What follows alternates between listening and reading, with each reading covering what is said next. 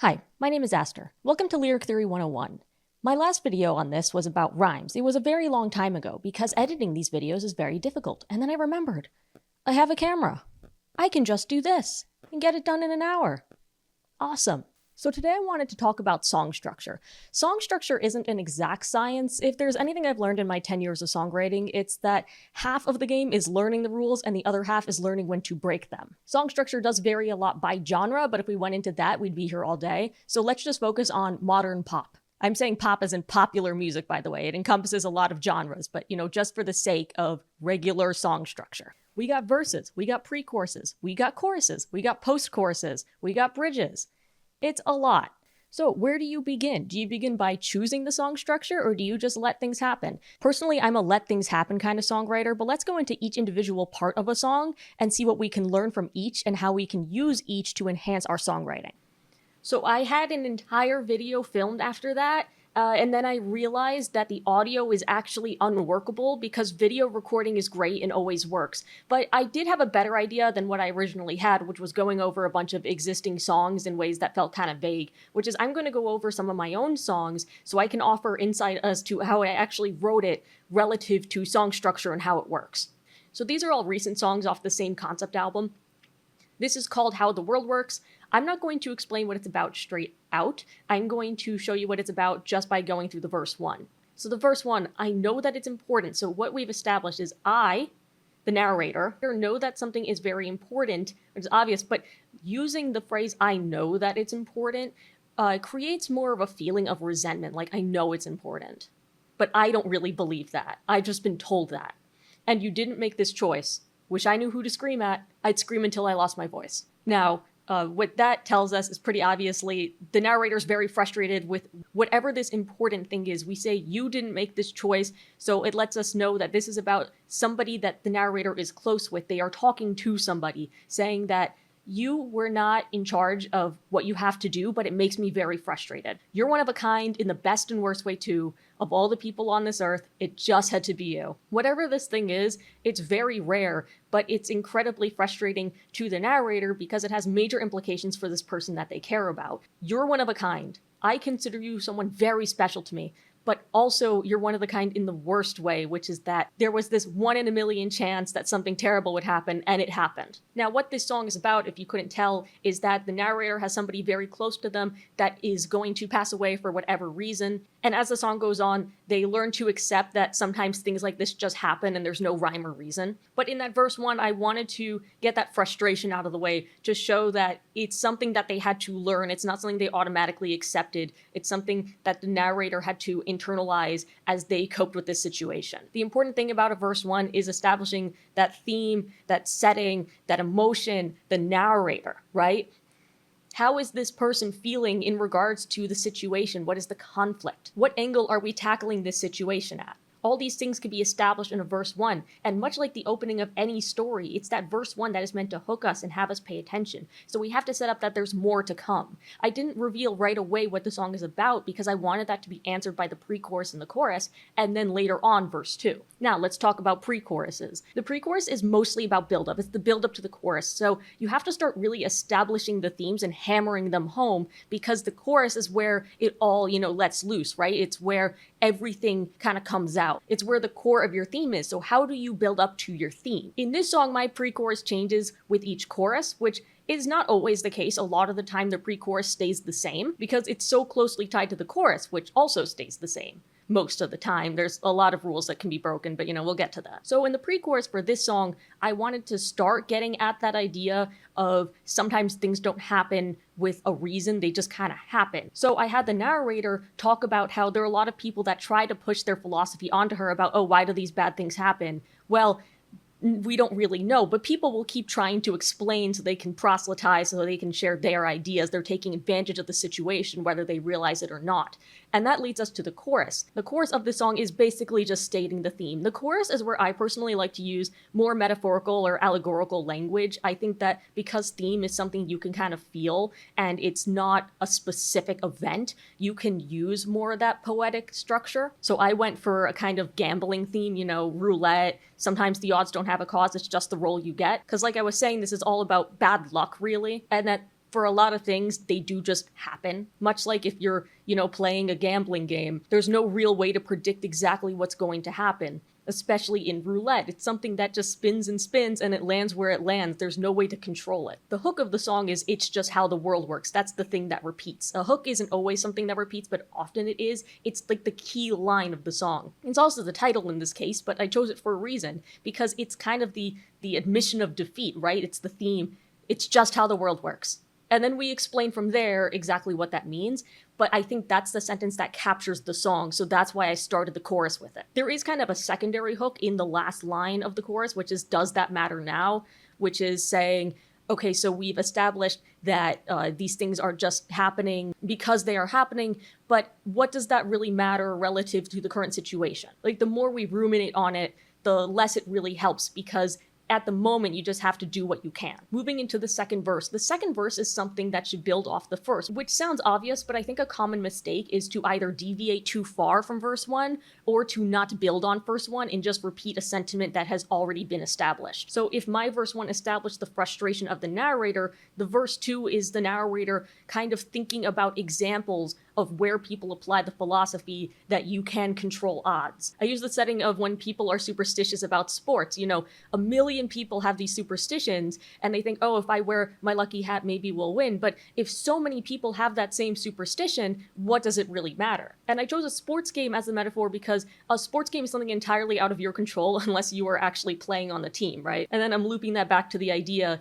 that despite all of the choices the narrator has made and whether they had good luck or bad luck associated with them, the situation is the situation. The narrator is still going to be losing the person close to them. And like I said, pre-chorus 2 in this particular song is different than the first one, but the sentiment is the same. People keep telling the narrator how they should feel and what philosophy and lesson they should take from this, but it doesn't really matter because at the end of the day, they are still losing someone and it's still going to hurt. This particular song does not have a bridge in the sense that there is a section that is different from all the other sections. It has a bridge thematically. It's in the same structure as the pre-chorus, but it deviates from the themes that the pre-chorus already established. It's not the same. It's in the same structure as the pre-chorus, but it's not talking about the same things that the first two pre-choruses did.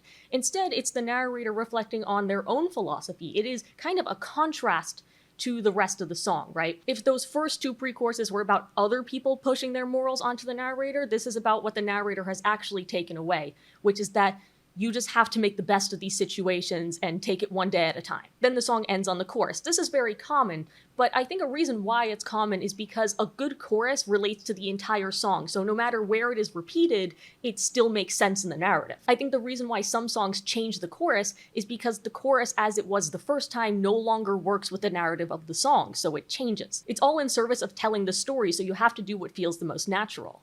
In this case, the theme of the chorus applies to the entire song, so it's fine that it doesn't change. But that's not always the case. A lot of songwriting, like I said, is figuring out where you have to break the rules. Here's another song I wrote called Grass Stained Green. It's about somebody watching their friend kind of grow out of an interest they had. The album in general is about watching somebody grow out of your life. Like, allegorically, that's what it's about. That's not what it's about in a literal sense, but allegorically, that's what it's about. And in this case, I wanted that allegory to be a jersey that the person no longer wears anymore. They used to be very interested in sports, in this particular case, softball, but as they grew up, they, for whatever reason, left it behind, and the narrator really misses that because it was a core part of their personality for such a long time that watching them leave it behind is like watching them leave a part of themselves behind. Again, first verse, I want to establish everything. You grew out of that jersey a long time ago. So that very first line, we understand that there is somebody who has left something behind. They grew out of it. They got too old for it.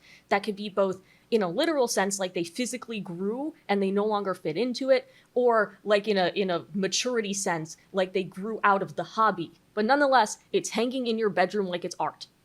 They still haven't let go of it completely, like it is hanging on their wall, like it's art, like it's something they admire and stare at. You never bought another, you didn't see the need, it was a gift from your brother, so you never had the heart. Something else you can point out about this verse is that I use kind of an unusual rhyme scheme, and a reason why I do that is because it just lets me play around a little more with the rhythm and with the general sound of the song. If I use the same rhyme scheme every single time, it would get repetitive, and that's an important thing you can think about between sections of your song too. So the chorus, which comes after the verse, I did not use a pre-chorus in this, does have a different rhyme scheme. It's a simpler one, but I think it works because I'm actually holding the notes on those lines a lot. You can kind of control the pace of the song through the rhyme scheme.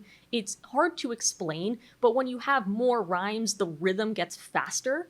Like, even if it's the same tempo, the rhythm gets faster. And if you have fewer lines, it usually indicates that you're holding notes a bit more or it's slightly slower. It's kind of how, like, you could control the pace somebody reads a paragraph by how it's written.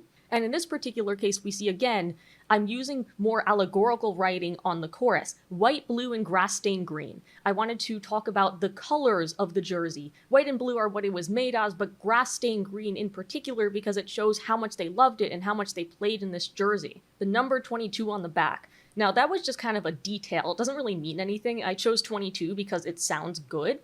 And then a teenage girl with major league dreams leaning through the crowd for an autograph. Again, something very childish, very wistful. It's the theme of the song is this kind of wistfulness. Like, I miss these days where things were simpler and you had these big ambitions and you cared about getting autographs like that. For verse 2, I wanted to build off the memory that the narrator is having. So I wrote about one of these memories they had.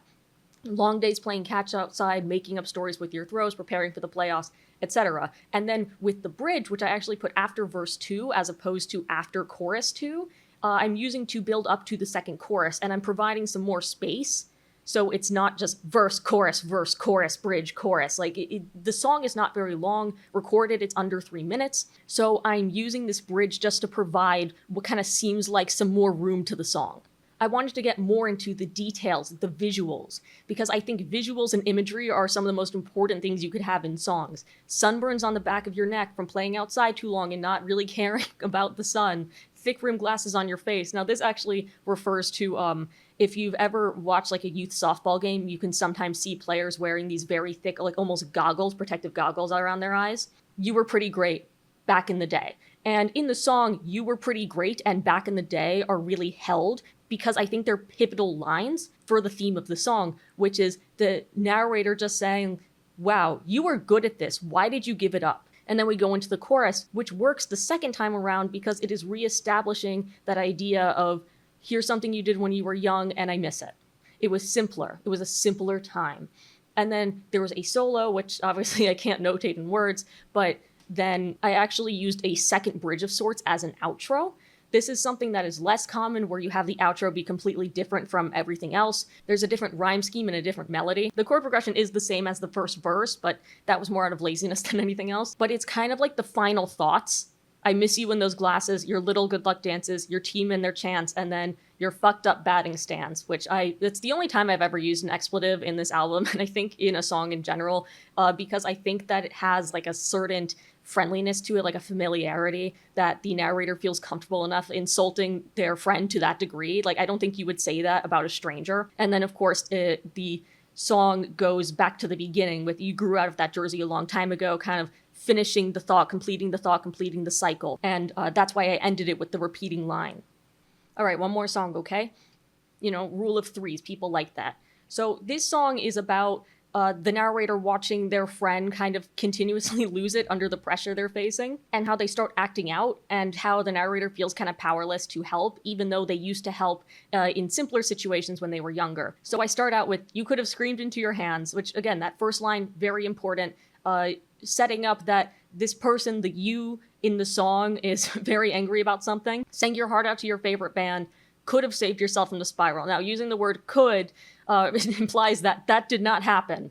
So you could have screamed into your hands, could have saved yourself from the spiral. And I do really like to show this song to people because could have saved yourself from the spiral, instead you punched a hole in the drywall. People love that rhyme or really hate that rhyme. If you're a stickler for perfect rhymes, this may have just made you explode, but you know, it is what it is. It's a pop punk song. I could do whatever I want. And I think it's kind of like a punchline, right? Like no pun intended, but instead you punched a hole in the drywall. Like, first it's listing, oh, you could have done all these things. What you actually did is punch a hole in the wall. Then the second part of the verse is the narrator saying, this happened, but don't you remember when it used to be like this? You'd know I never accuse you if you just yelled at me like you used to. I wouldn't care what swears you'd say. I was just one call away. By the way, this is my most, early 2000s brain-rotted song. The pre-chorus, we swore once, you'd never have to face this fate alone. We swore once, but I guess that was too many years ago. Now, we talked about build-up in a pre-chorus, right? Something there was creeping, I could tell. Using this kind of quieter line, something there was creeping, I could tell. And then this big question to lead up into the chorus. Why do you do this to yourself? Because the chorus isn't really the biggest part of the song, it's that line right before the chorus. I think that's one of the most important lines in a song if you are using a pre-chorus, or even if you're just using a verse. Like, what is the line leading up to the big answer to the question, right? In this case, you have a literal question. Why do you do this to yourself? But when I say that, I mean that the verse is establishing this question as in, like, not a literal question, but this idea. And then the chorus is a response to that idea. What are we supposed to be taking away from that idea that's been presented? In this case, you could have told me, you could have told me, you could have said anything at all. Just the simple plead of, when you were under all this stress, why don't you tell me anything anymore? You could have told me. You are close to me. I'm there to listen to you. It's simple, but I think it says what it needs to. Your chorus doesn't have to be this big, imaginative, super thought out metaphor with a hook that nobody's ever heard before. You can just have it be a simple thought. You know, I think about Mitski's My Love, Mine, All Mine. It has a very simple chorus, but it's very beautiful and the sentiment is there. You don't need to elaborate on it very much. And that's kind of how I felt when I was writing this. You could have told me. I didn't really need to say much more than that. Second verse, again, going into a more detailed example. This is just in general a structure I like to use, where the second verse is more of like a grounded idea than the first verse. Last time we talked, something was off. You switched like a light when I brought it up. How much are you sleeping? What secrets are you keeping? At school, they said that you just snapped. We have a specific event, right? I see you put on quite an act. Disciplined and stoic. I bet that pressure is claustrophobic. And then we go back into the pre-chorus. The pre-chorus is the same both times because I just didn't feel a need to change it. It still works as build up to the chorus, and the chorus still works related to that verse. The only other part of this song that's different is the bridge, and then the last part, the bridge saying, there are video games I don't touch because we play them on your toughest days. I guess that's kid stuff, but I can't say enough. And again, this bridge is kind of providing like a contrast in the sense of the verses are all about you, and then the bridge is about me and how I feel, and how I remember what this used to be like, but now it's not like that anymore. And then ending with, you can tell me, you can tell me, you can say anything at all, that I am still available for you. I'm still here for you. And I think that emphasizes the theme, and I think that establishes a very nice kind of open-ended closing, like, if that makes sense. Like it's both open-ended but also feels final. Like you get the idea that there's more to it, but that this is a way you can close the song. Now, I know that was a lot less structured than my usual video, especially about something like this. My first lyric theory video was like super edited and super scripted and super structured, but I thought that for this particular topic, me going through some of the songs I had written and explaining my thought process behind the structure in particular would offer some insight into kind of how the songwriting process works. If you prefer the more edited and scripted stuff for lyric theory, let me know and I can go back to that, but this is way easier for me and way more natural, especially as we get into more abstract topics that aren't as hard and fast as rhyming. Until next time, let me know what you think. Maybe leave a comment about what you'd like to talk about next, and I hope you have a wonderful day.